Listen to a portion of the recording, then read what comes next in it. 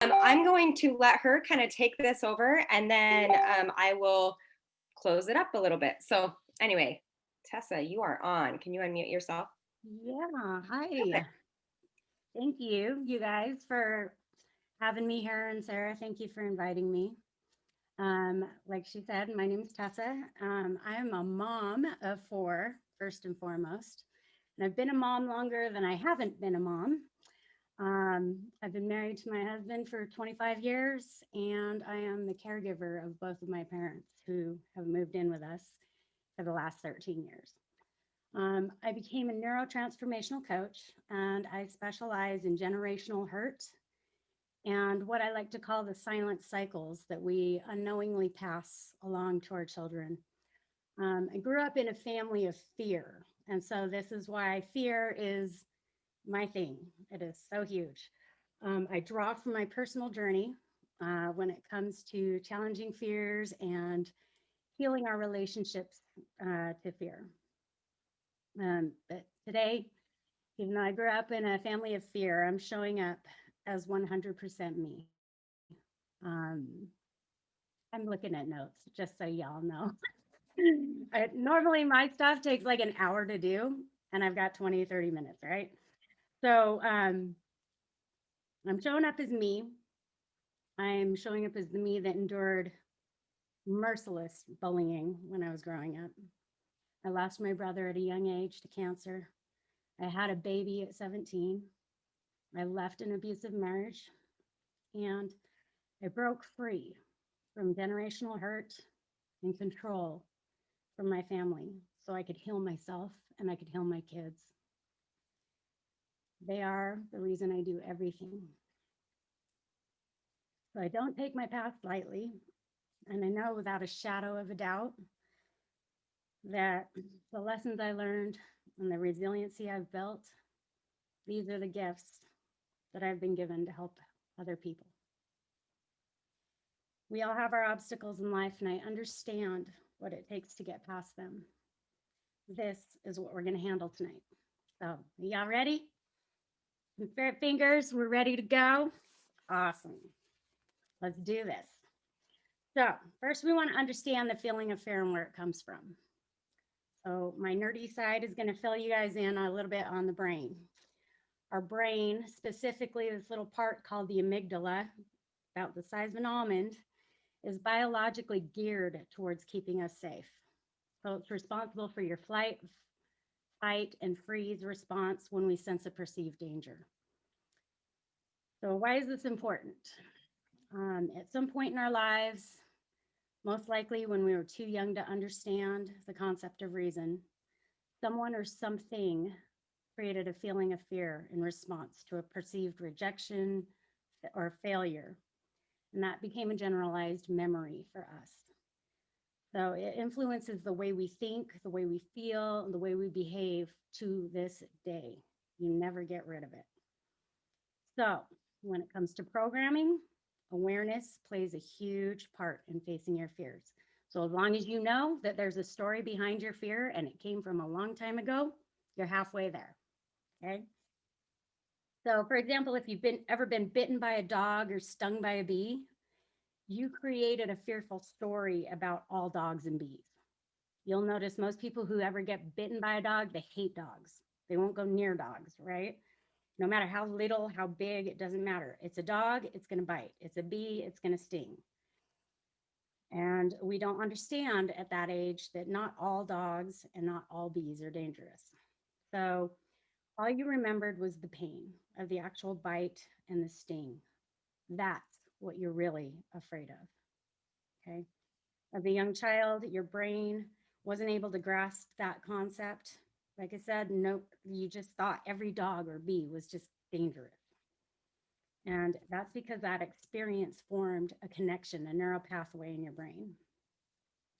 So when it comes to our stories of rejection, worthiness, validity, enoughness, the ability to be lovable, or our intellect, and those are just to name a few. I'm sure there's a huge array of stories and voices in our head. There's going to be a similar pattern. So, for instance, if your parents said no, or they shushed you when they were talking to somebody, or the kids on the playground bullied you or rejected you, didn't pick you for their team, or a teacher dismissed you or your needs during a class, we would form a story around that rejection, around our worthiness, around our validation, and whether we were lovable or smart. So our inner child was like deeply hurt and it didn't know how to process that. And your inner child doesn't know how to heal that either. So now that we've covered the little nerdy intellectual side of fear, who's ready to play full out tonight? Get rid of some fears. Yeah? Okay, awesome. I did not say bring Kleenex. Sometimes you need this. Just fair warning. So I just want you to know that you're here to be you're here to be transformed, not just informed. Okay. So if you play full out and you're really open to this exercise and trust, then it's going to be valuable for you. Okay. So are we ready? Yeah. Okay. So go ahead and grab your photo, your pen, and your paper, and let's just heal some stuff. Okay. So fear, does anybody, I mean, I'm sure you guys can put it in the chat. What's the famous acronym for fear? Anybody? Anybody? I know that it goes around a lot, especially in the direct sales and multi-level marketing. They always say false evidence appearing real. Okay. But is it false? Ask yourself that. Or are we really feeling fear? So when it comes to that, I don't know about y'all, but when I feel fear, it's real. You know, you feel it to your bones. You know it's there. My personal coach tells me, validate it. Yeah, I'm scared. And I do. I validate it. Why? Because emotions buried alive never die. So this is why coaching, therapy, counseling, all those things that people are so ashamed to do, that's why they're so helpful. Because if you don't express your emotions, they're never going to leave your body. And we've seen where it has taken somebody and say with anxiety or stress, and they develop ulcers. They start having health problems. It's because they just buried the emotions and they never died. And so now it starts eating up physically. It eats at your body physically. So what we want to do is give our emotions a voice today, especially fear and anxiety. So right now, I just want to invite you guys to get comfortable however you can. Take a few deep breaths. Breathe as if you're breathing from your heart, not from your lungs. So just kind of envision your breath going in through your heart and back out through your heart. Really connect with your heart. And I want you to think about all of the times that you were told no, you were rejected, you were overlooked in some way. What were some of the things that you said to yourself or thought about yourself? Ask yourself, is it my voice or is it someone else's voice speaking those words?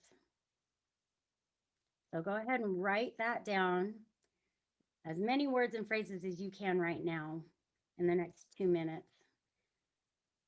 Be honest with yourself. This is completely for your eyes only.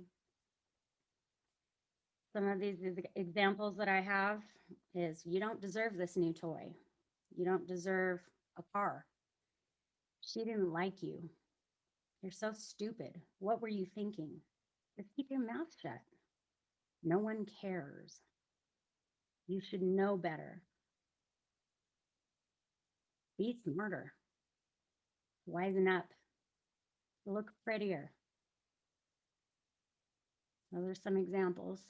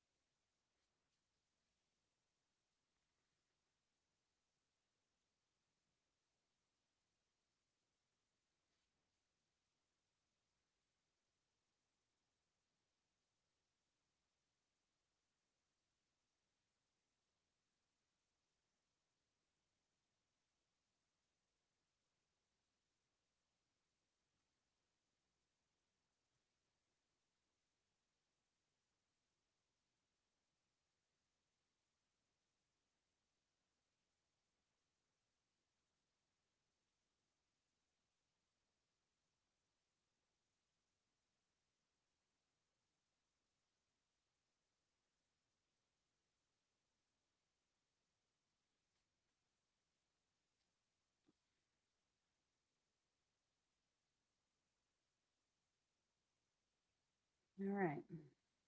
So now that you've got those written down, let's take a look at your picture. And if you don't have your picture, just imagine a younger version of you. I invite you to observe your innocence, your zest for life at that age. Connect with that beautiful child and the curiosity, wonder, and courage and creativity that she had. And if you really feel connected to that child, I want you to look into those innocent eyes. And I want you to yell all those phrases you wrote on your paper at her. You guys can mute yourselves. You can turn your camera off if you want. But I want you to really let it come out and say it the way you say it to yourself currently as an adult. Let's just get it out in the next minute or two. I'll give you a couple minutes. Get that out. You can scream into a pillow if you want, do whatever, but just get it out.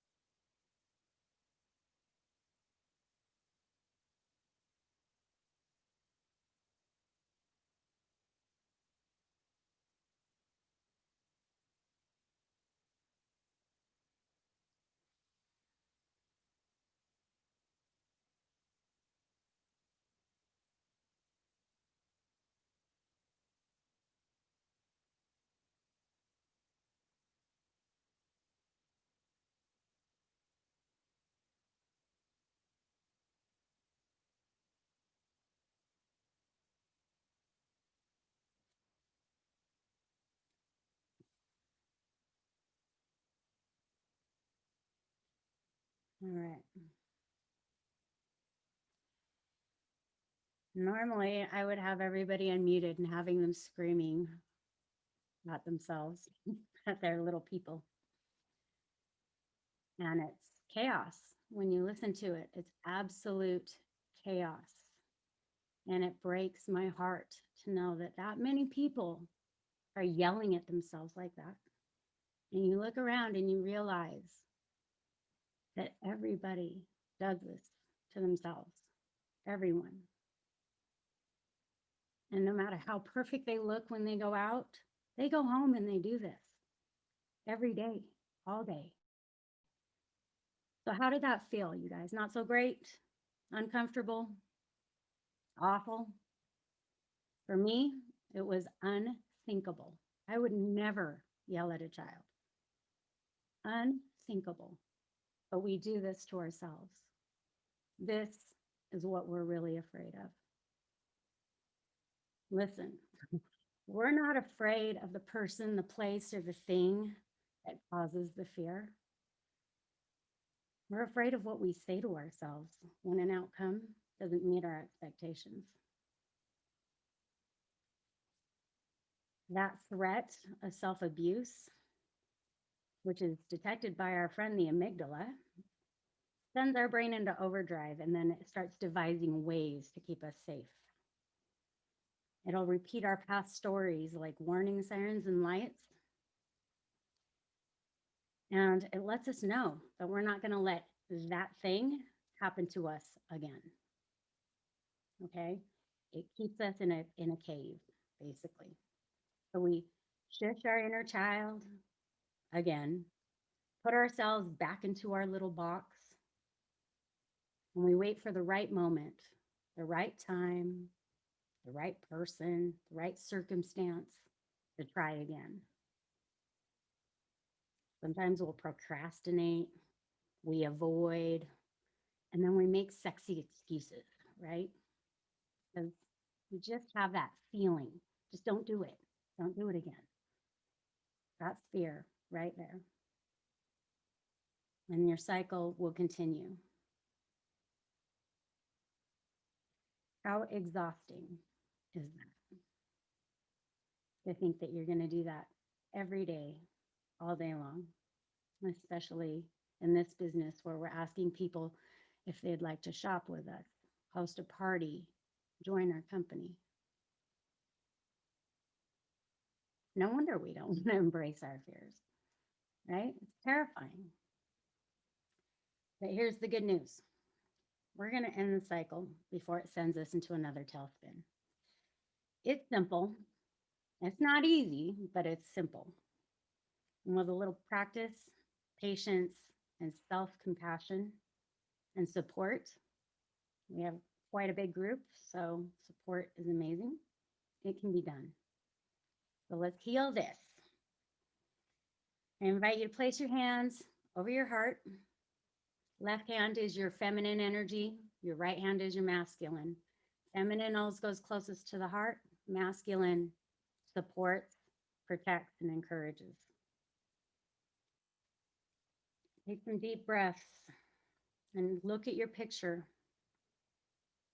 or imagine your beautiful, innocent, wonderfully creative little version of you. What did that little version of you need at that time?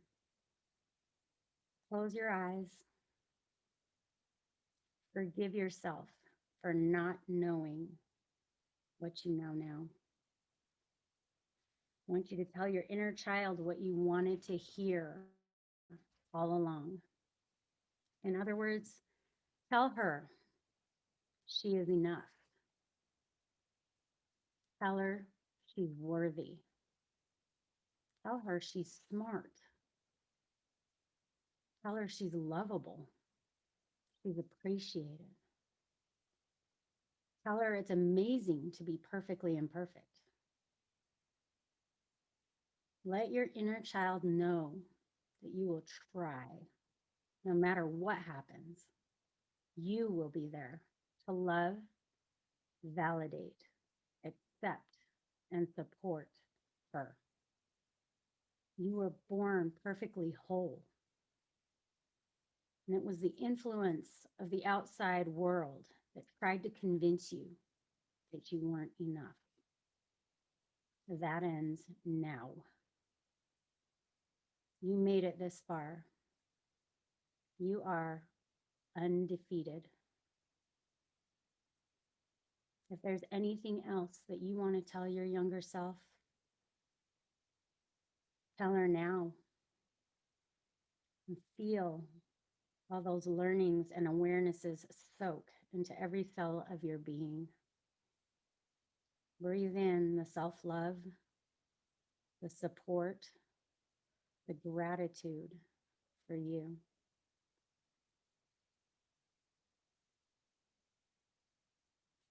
And when you're ready, I invite you to come back into the room.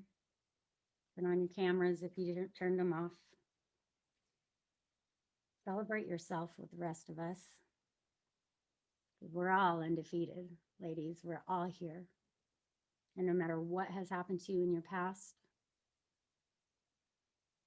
you're here. You made it. Those feelings that you felt and those promises that you made to yourself, that's how you calm the feeling of fear.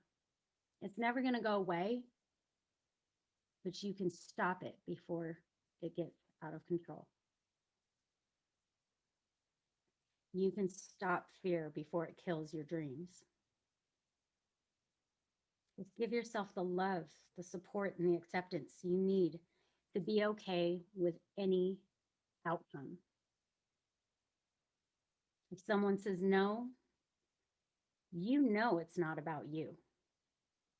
It doesn't have to be your life story or a life sentence or a form of punishment.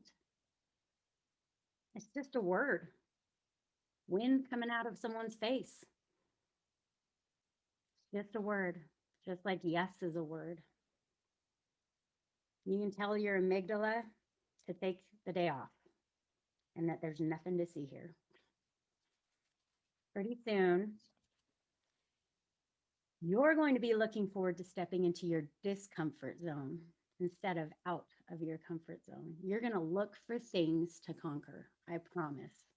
I have been doing this for 8 months and I am just on fire. Like, I can't even believe the things that I'm doing. I'm writing books, I'm coaching complete strangers all over the world.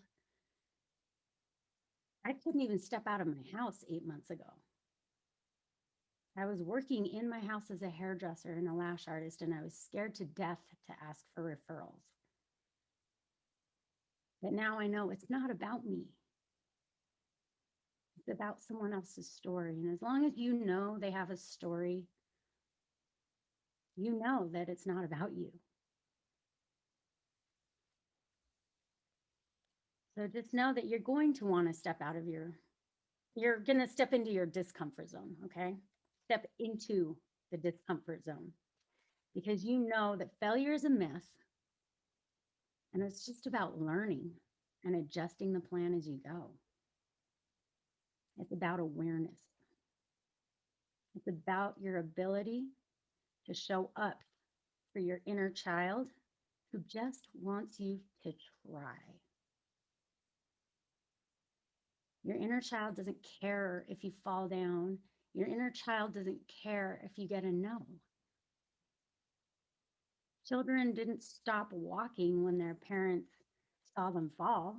They kept trying. They get up and they keep going because they're courageous and nobody told them, no, you can't do that. It's your ability to just be there for your inner child and yourself. And you'll be happier knowing that nothing is a problem unless you make it a problem, unless you allow it to become a problem.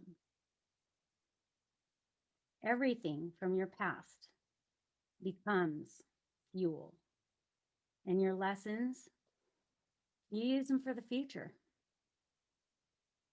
You get to control how you think, how you feel, and how you act. And with that comes confidence. You get to say, I got this. So I want you to take that paper. I didn't write mine down, but take your paper and shred it. Like, just rip that baby up, burn it, whatever. If you're by your fireplace, throw it in there. And just tell yourself, you got this. No more self-abuse. No more voices. No more stories. Tell yourself, I got me. And as long as I tried and offered the opportunities to shop, post, or join Zaya, then it's no longer about me. I choose not to catastrophize the outcome. I'm proud of myself for trying.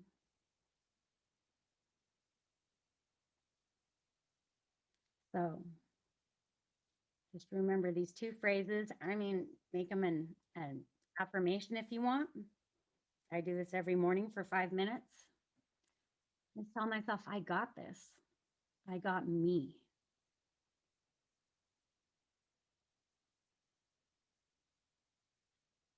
All right. How's everybody feeling?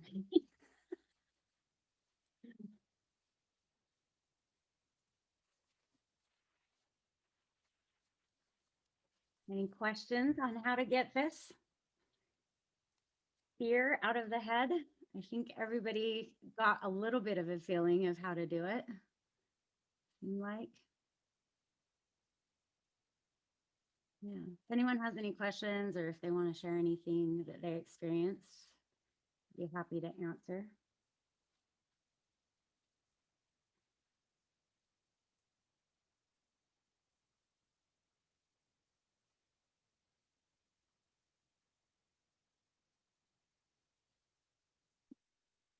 That was so good. That was like so deep. And what I loved about it is it wasn't the surface level mindset, like, yo, you got this, like, say your affirmations. I think it's really important that we recognize, number one, we're not the only one dealing with these things, right? But number two, I guess like we're all in this together. The thing that I love that you said, well, like one of them, I have a ton of notes, so I couldn't rip up my paper because I made all the same notes. I was like, I'll just cut that out. Um, but was I choose not to catastrophize the outcome. I am the worst at this. Like I'm literally, I catastrophize. I was like that was the right word, right? Like I didn't Mhm. just make that word up. Okay. I feel like I do that with every situation. I can't reach out to her. And then I think of the worst case scenario, like, you know, right? And we just make everything a catastrophe. I mean, this comes down to like even what I do with my kids, you know, like always like protecting everything. So I love that. That was super deep and super, really, really helpful. If anybody has questions, like you can unmute yourself and ask her, or if you had things that stood out to you, we'd love to hear it too. If not, we will just end this and yeah. Yeah. So the catastrophizing, I want to touch on that real quick, you guys. Catastrophizing comes from wanting to be perfect. And perfection just does not exist. I mean, I don't care who it is, no one, nothing is perfect in this world. And the sooner we can grasp that, and the sooner that we can understand that it's okay to be perfectly imperfect, the faster we move into creative mode. How can I do this? How can I find a different way? You know, I'm not a huge fan of social media. And now that I've joined Zaya, that's what I have to do, right? Um, my first live, I was shaking like a leaf. And it didn't help that I had pre-workout going through my system either, but I was just shaking and it was so imperfect. But you know what? I made a sale that day and I was like, yes, you know, the things that we do are always wrapped around creativity, and perfection and catastrophizing kill your creativity. So just chuck it out the window. Who cares? You know, have the childlike mind of courage, curiosity, like ferocious curiosity. How, why, you know, every kid just why, how, why. And it drives us nuts. But those kids get what they want in the end almost every time, right? They get their answer, they get their toy, their candy, they find magical ways to entertain themselves. I mean, this world would be so much happier if we were just a bunch of 3-year-olds running around. So just drop perfect, drop catastrophe. No one's going to come up and try to kill you because you asked them to join Zaya. Nobody's going to come up and kill you for asking to buy a pair of leggings. It's all good. I have invited people. I have 400 friends on my Facebook. I invited all 400 and I keep sending the invitations. I only have 40 people in my group, but those 40 people, man, they are the best. And they cleared, you know, the ones that don't want to join, they moved out of the front row for the people who do. You know, the people who are interested in what you have to say, they'll come to you. You just have to be creative enough, happy enough with who you are. They'll be attracted to your light because they're like, dang, that girl don't care about nothing, right? She does not care. And that is so cool because I want to be like that. And that's what people gravitate to, is the people who don't give a crap what anyone else, the society, parents, anything says. Nothing. Every good thing has come to me from not caring. So to an extent, anyways. So, yeah, drop the idea of perfection immediately. Please, please, please, please. It took me 47 years to drop the idea of perfection. And I can't even imagine what would have happened if I didn't drop that. If I didn't hire a coach and have him help me stop trying to be perfect. I didn't do anything because I was so scared it wouldn't be perfect. I did nothing. I sat and I froze. So now I'm writing 2 books. I'm coaching. I'm doing Zaya. I'm just all over the place. And I'm taking care of my family. It is amazing, you guys. Drop the perfection. You don't need to be perfect. You just need to be you. I love that. So Amanda's wondering where they can find you, follow you, work with you. All right. So I do have a Facebook page for my coaching. I'm not on it a lot because, like I said, I am not a fan of algorithms and fighting for my place. But you are more than welcome to follow the page. I do post once in a while when I have a great thought or I have some time. It is Coach Tessa Lanham on Facebook. I also have a book now button on there. So if you want to do a discovery call, it's free. I just talk to you about what's going on, and we assess whether coaching is a good fit for you, if I'm the best coach for you. If not, I have so many coaching friends that that specialize in so many different things, right? So the resources are there. Um, what else? Oh, I'm going to be interviewing moms. So hit me up if you want to be interviewed because I'm writing books like crazy. Things are just coming to me left and right. And my publisher is like, that's too many books to write in one in a 6-month period. And I'm like, okay, we'll narrow it down to 2.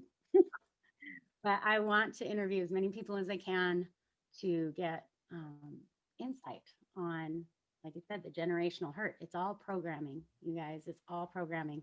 So whenever you think you believe something, ask yourself, is this the truth? Where did I learn this? And I guarantee you can trace it back to family, teachers, and experience in childhood. And we just come to believe that that is the truth. Just like all of us have come to believe that social media is the only way to do things. I don't know if you guys have ever heard of Marie Forleo, but she doesn't use social media at all. And she is loaded. So you find ways. There's always a way. There is always a way. So yeah, Coach Tessa Lanham on Facebook. And then you can also just privately message me or whatever. And I'm here. I'm here.